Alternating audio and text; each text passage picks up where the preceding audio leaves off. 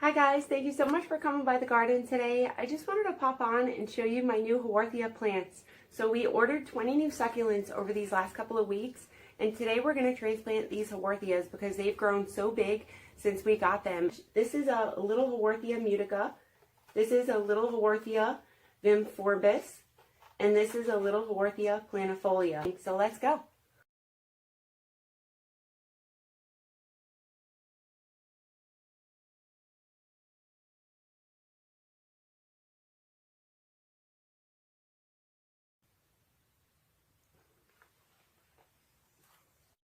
Before filling my pot with some soil, I like to put a little screen on the bottom just to make sure all the soil stays inside of the pot instead of falling through that little hole. I got some succulent and cactus soil, and I just added some perlite. We're just going to go ahead and fill up our little pot here.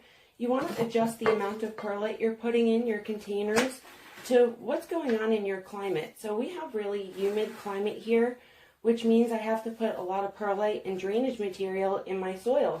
If I had a drier climate, then I wouldn't have to add so much perlite.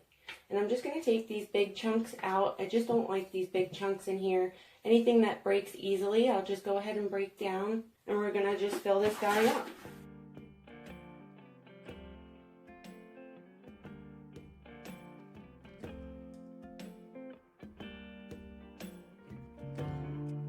You want to make sure to let these containers dry out completely before you go ahead and repot them. So like I watered these about a week ago, I let them dry out completely.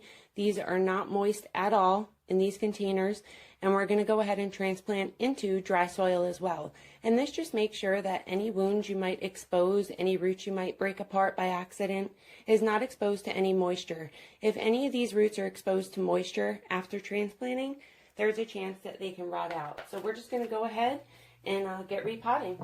Let's dig a hole right here. We're going to put 3 of them in here, and I'm not going to fill the pot up all the way. I'm only going to go up to the top rim with the soil. So let's go ahead and get this guy out of here. We're just going to remove any dead leaves on the bottom, which there are really not that much on here. And we're going to break apart the soil really good. You can see we have a nice broken apart root ball now. You don't have to really remove that much soil. I just like to get all the old soil off from the nursery or from wherever you're getting it from, because this way I know it's in the soil that's right for my type of climate. And it's so pretty. It's got so many babies on the sides, and it's really green right now because it's been inside, but it turns like a bluish color when it gets exposed to just a few hours of sunlight. Now these can tolerate a few hours of morning sun, like anything filtered through the blinds is good.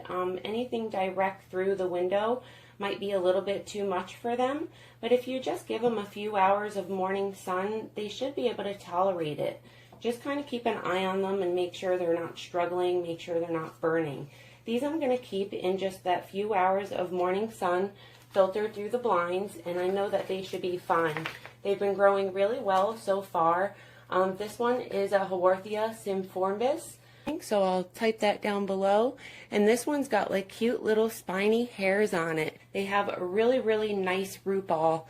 So Mountain Crest Gardens really takes quite good care of their succulents. And since this guy has pretty much the same soil I can feel as my soil, I'm just going to go ahead and loosen this and then drop them in. I'm not going to go ahead and break it apart too much, because I don't want to disturb those nice roots that they started growing. And just remember, we're going to hold back on watering for about a week after we repot these. This one is a Haworthia Planifolia. If you hold it up to the light, it's really see-through. I really like this one. I just love the way it looks, and he's got a really big root ball too. So we're just going to go ahead, loosen that guy up a little bit, not too much. The roots are already pretty loose, and we're going to drop them in.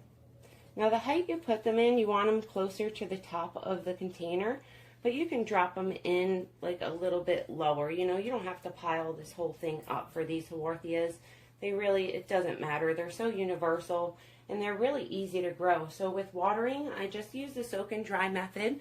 I just water the soil all the way through when it's ready, and you're good to go. So the amount of time in between the waterings you're going to leave your soil dry is all going to depend on the time of year it is, the type of climate you have. Your soil might need to stay dry like a week between the waterings. Sometimes here in my type of climate, I have to let the soil dry out for about a week in between the waterings just to make sure they're healthy. You know, if I overwater my succulents in my type of climate here, they get really, really sensitive, and they suck in a lot of humidity from the air anyway, which allows them to go a little bit longer without watering. We're just going to put the last of the soil in there. Give it a good pat down. We're going to make sure all those roots are covered that we went ahead and broke apart. And we're just going to tuck them in there. You don't want to press down too much, just enough to snuggle them in. And then I'm going to go get some top dressing in the next week or so from Lowe's or Home Depot. I like to put a nice top dressing of rock on the tops of my succulents, kind of like these. They're big river rocks, or I use the smaller ones. And that's it, you guys. We're going to let these 3 beautiful Haworthias fill out this bowl. It's a nice terracotta bowl, and I put a little screen at the bottom so that soil doesn't keep falling out as I move it around. Thank you so much for watching, you guys. I really hope you enjoyed this little repotting video, and I'll see you soon. Bye-bye.